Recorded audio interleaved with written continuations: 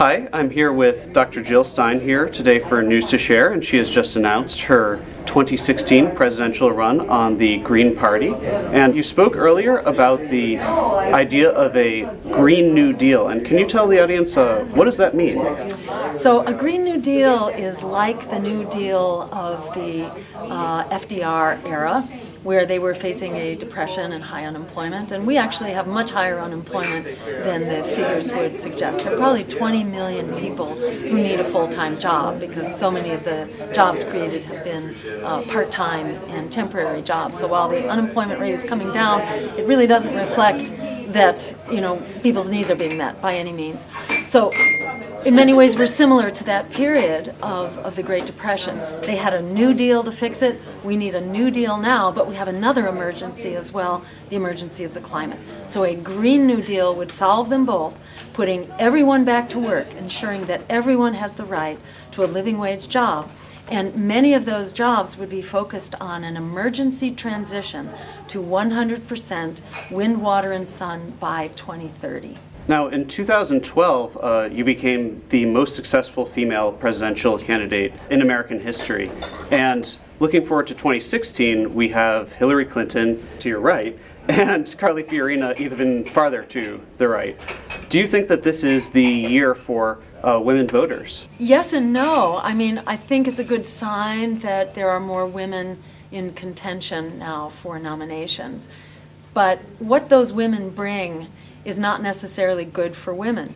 I think the agenda of a Carly Fiorina, and for Hillary Clinton for that matter, while Hillary may provide certain particular pieces of legislation for sick leave or for more pre-K or more after school, those are great and wonderful things. They are essential, but they are not sufficient. It's not enough to do that and send all our jobs overseas with the Trans-Pacific Partnership. So we really need a broad vision that supports not only women in the workplace, but supports the broader context of women's lives, which are very embedded in our families and our communities. So we need solutions that also protect women as workers, solutions that protect women as citizens of the planet, women who are victims of the U.S. military around the world. There are many ways that Hillary Clinton and Carly Fiorina would be a terrible disservice to the cause of women. So, I think women are increasingly standing up and asserting their rights, and I'm hoping we'll be looking closely at our campaign to see the deeper ways in which we can assure women have a secure future going forward. And on the issue of foreign policy specifically, you are vastly different than Hillary Clinton. Do you want to describe specifically how you stand apart from both Republicans and Democrats on that particular issue? Yes, well, there's been far too much unity between Republicans and Democrats about our foreign policy.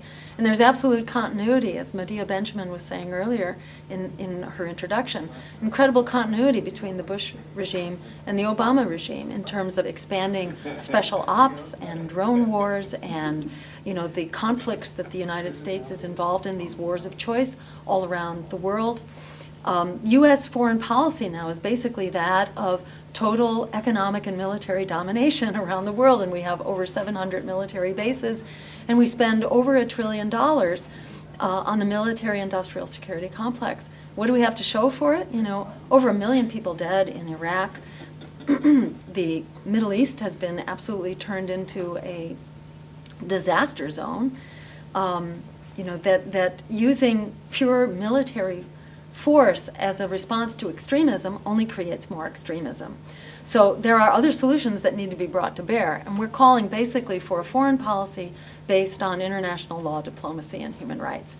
That's the basis from which we can assert our strength and we can create a more peaceful and just, secure world and return those resources back to our country and improve our security by actually meeting our needs here at home as well.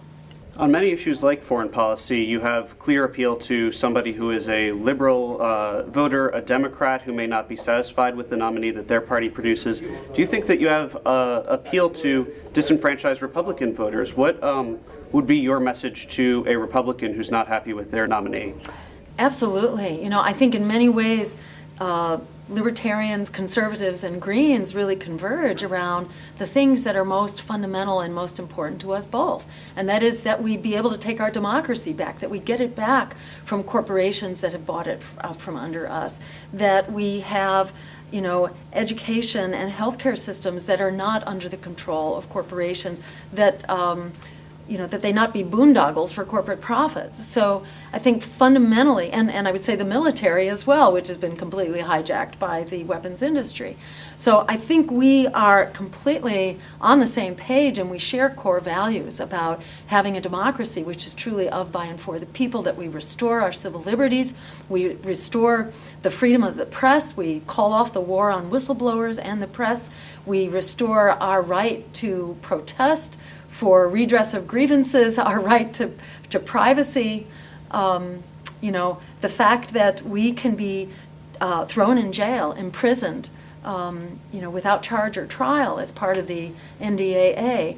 This is a cause that conservatives and Greens completely share. The drug wars as well, putting an end to the drug wars. So I think there are so many places for us to collaborate as we begin to get together and assert our power.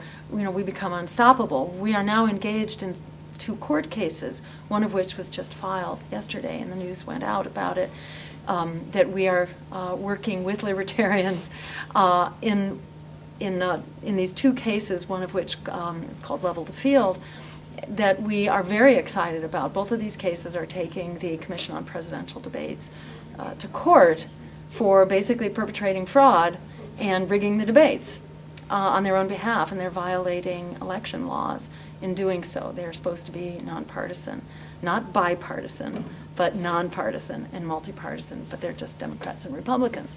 So we got a lot to share, and I think we are in a really unprecedented, exciting position right now to launch this revolt. I should say to expand the revolt, because it's long been launched. We need to expand that revolt and start to take our democracy back. The Republicans and the Democrats always get 95+% of basically any election. To people who are concerned, if I'm voting for a third party, my vote might not count, it might not be doing much. What would you tell somebody like that who might consider you their top choice, but at the same time not want to draw a vote away from their second choice, who they consider more practical as a candidate? Yeah, I think you only have to look at the last 6 years under Barack Obama to see how we have not moved forward. And in policy after policy, Barack Obama was absolute continuity with George Bush, and in many cases was worse, in the expanding wars, in the Wall Street bailouts, in the attack on whistleblowers and the press, in the deportations of immigrants. In case after case, the lesser evil has been indistinguishable from the greater evil, and our basic message is that it's time to abandon the lesser evil and stand up for the greater good. If we don't stand up for it, no one will. In being intimidated by this lesser evil propaganda, it basically tells people to be quiet. But the politics of silence doesn't get you anywhere. It simply allows the corporate parties to throw us under the bus, which they've been doing, and we're now at the point where we cannot allow that to carry on. Our lives are really endangered, both by grave economic risk as well as by really urgent ecological risk. So it's time to stand up and not allow ourselves to be pushed over the cliff by either corporate predator. Time for us to stand up, time for students to stand up, who could be such a powerful force here, who single-handedly could determine the outcome of the election by deciding that they're going to go to the polls and vote to abolish debt by voting for my campaign.